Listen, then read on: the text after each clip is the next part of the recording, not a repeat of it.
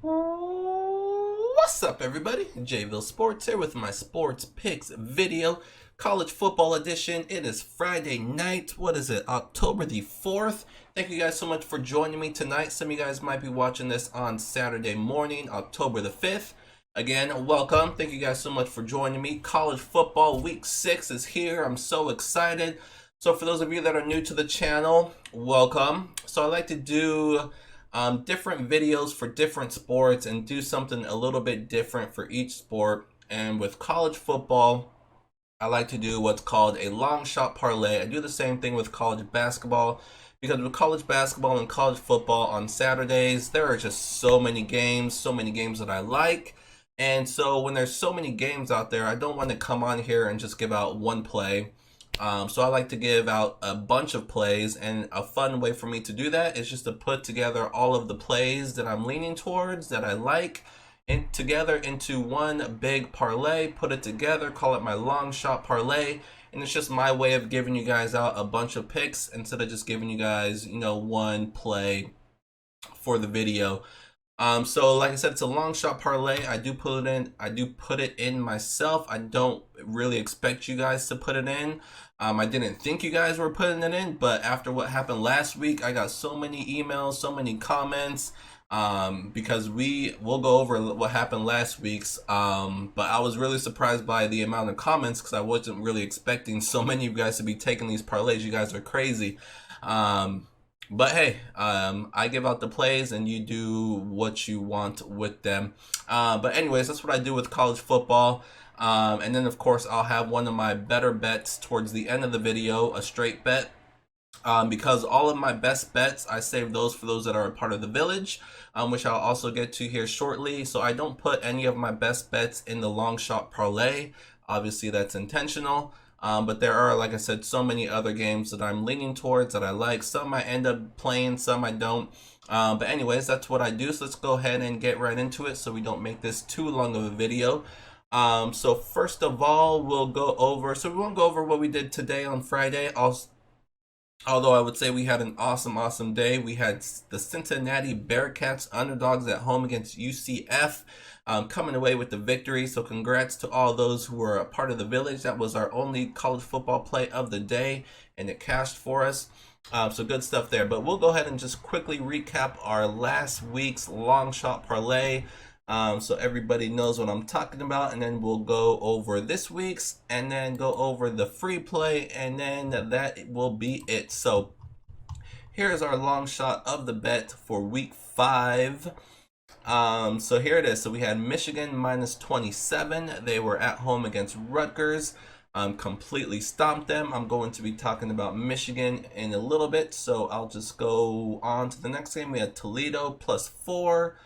Came through. Central Michigan plus 17. That one was close because they were not looking good, but towards the end of the game, they made it a little bit interesting against in-state rival Western Michigan. Liberty minus 7. This was close as well. They could have easily covered. They could have easily missed the cover. But yeah, it ended up being a push, so we just don't count that one. UNLV, this was our only loss of the day, and I'm actually going to come back to that. We got Boston College plus 7. They kept that game close. Northwestern, Wisconsin under 46. Ugly game between those two teams, and that one stayed under. We had Coastal Carolina, Appalachian State. I love this one going over, particularly due to Appalachian State, and yeah, they did not disappoint. They almost covered by themselves. So this was actually kind of unintentional, but it worked out perfectly. So UNLV was our only loss, and they ended up being the last game. UNLV, obviously, they're on the West Coast. They play super late. So pretty much every game was over before that game started. So whenever that happens, I always hedge my bet. So I was able to throw some money in. They were on the road against Wyoming. Like I said, I thought they'd keep that game close. Wyoming put up way more points than they. It was just a bad game by UNLV. Not expected, but anyways, like I said, I was able to throw some money in on Wyoming, so I actually did very well with this parlay. Obviously, the 10K did not come through. But like I said, I always, whenever it's a big parlay, even smaller parlays, sometimes it just depends on the amount of the bet, but I usually hedge my bet. You got to make sure you win no matter what. You can't have a, what is it, 18 parlay, get 7 correct, and then lose everything. No, you got to hedge your bet at least a little bit. I did a pretty good amount on this one because it was a huge parlay. So anyways, very successful long shot parlay. So we add that to our long shot total. And that's what we do. So I'm just going to quickly go right into this week's long shot parlay. I cut it down one game to 7. Added a little bit more because my long shot parlays are any parlay where the payout is $10,000 or more. So here is week 6 edition. So far through week 6, we are 14-8 with our long shot parlays. We didn't do one the first couple weeks. So that's why there's not as many games, but 14-8, hitting 64%. If you were to take all these games straight and not do parlays, 64% is awesome. So here's what we have for week 6. So we have Oklahoma minus 33. So this is obviously a huge number. They're on the road against Kansas. We know Kansas is a little bit improved this year with Les Miles now joining the team and coaching the team. Oklahoma has just been a juggernaut offensively. Jalen Hurts, probably the front runner for the Heisman. He has just been playing unbelievably. Already has 12 touchdowns. So Kansas, even though they're at home, they just will not be able to stop Oklahoma at all.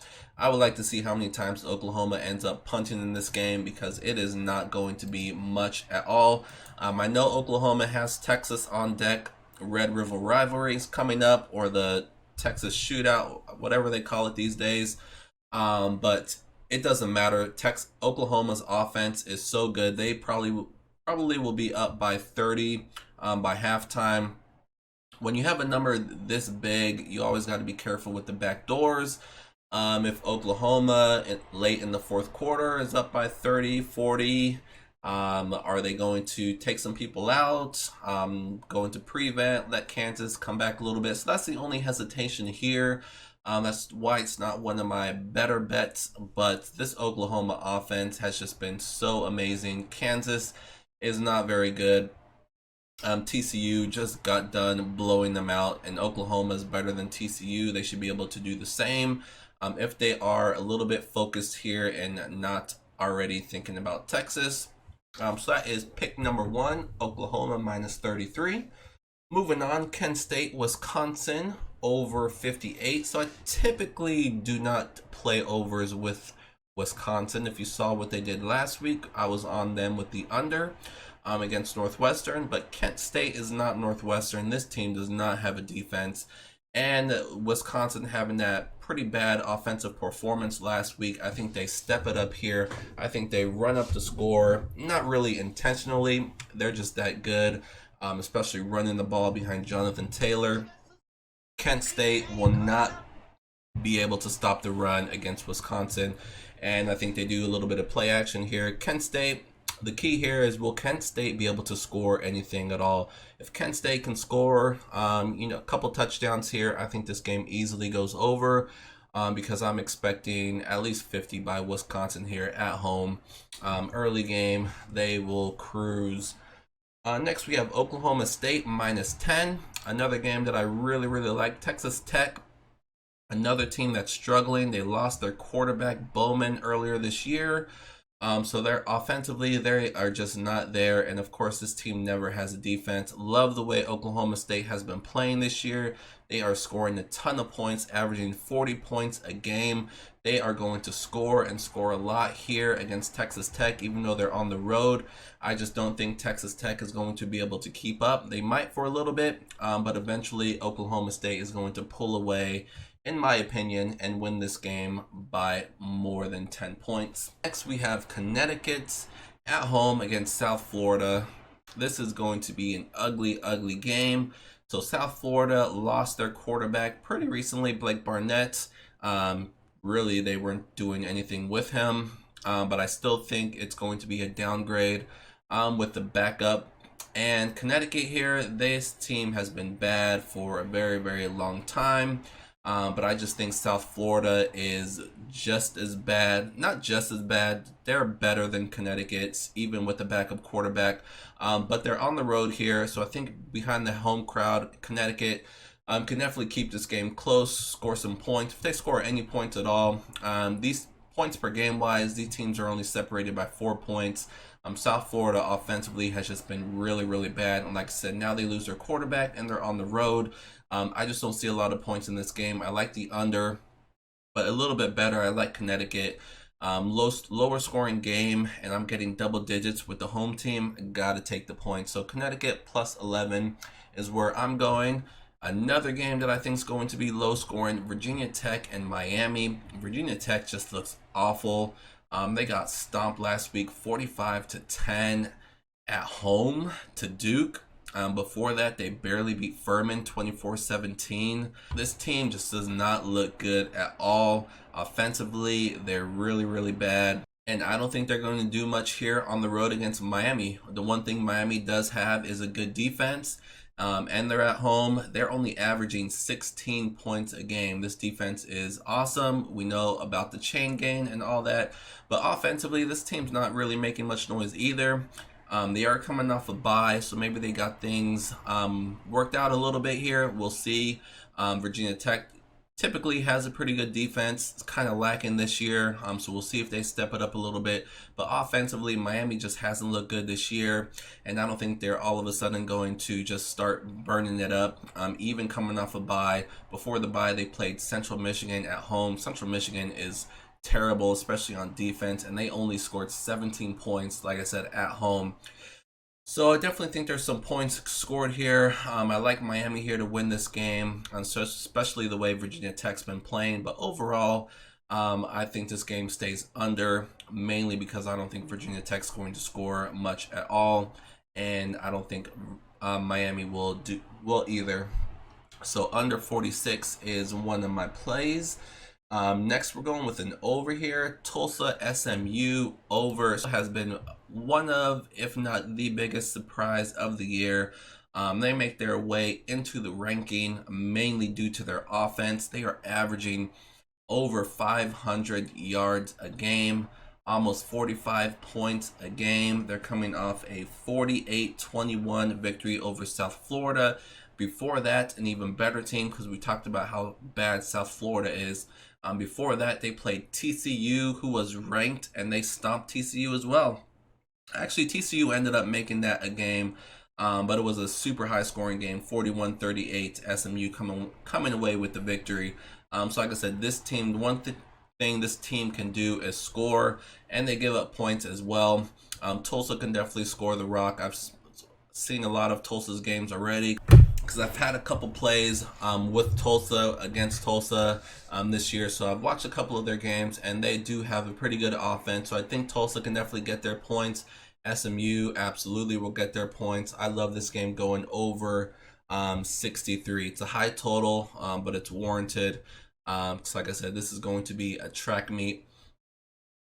And last but not least, we're going with another total. We're going with the under here.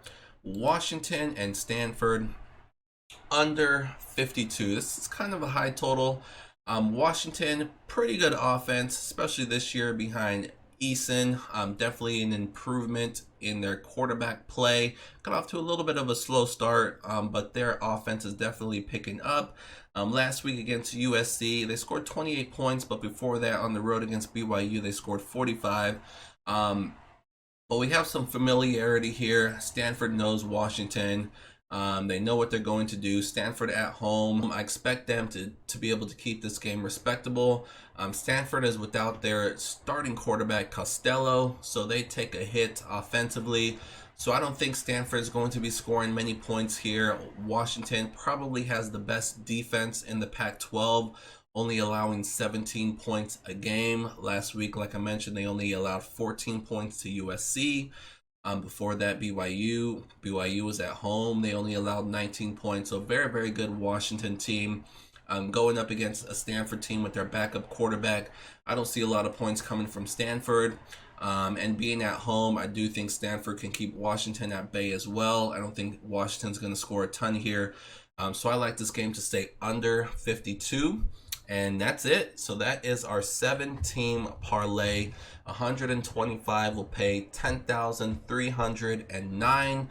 Let's hope this one comes through again. If not, let's hope for another smashing success. But I love all of these plays. I like them all a lot. Like I said, none of these are my best bets, but these are all games that I like. And we will see what happens. So definitely hoping to at least hit 60% of these. That's my goal for the year, above 60% with our bets here, and we'll see how we do. So that's going to wrap up this week's long shot parlay. Like I said, I would probably recommend doing a couple straight bets on your favorites, or maybe doing a smaller parlay. Definitely don't recommend doing a 7-team parlay unless you're crazy like me. Go for it. But it's just like I said before, it's my way of giving you guys some extra picks. So let's go ahead and move on. Before I get to one of my better bets for Saturday, I do want to mention my website, JVilleSportsPicks.com. This is what it looks like. This is how to get there. So this is where you will go to sign up to be a part of the village. What happens when you join the village is you start receiving my daily newsletter every single day. The newsletter will have your picks for all sports. MLB, we're doing great so far.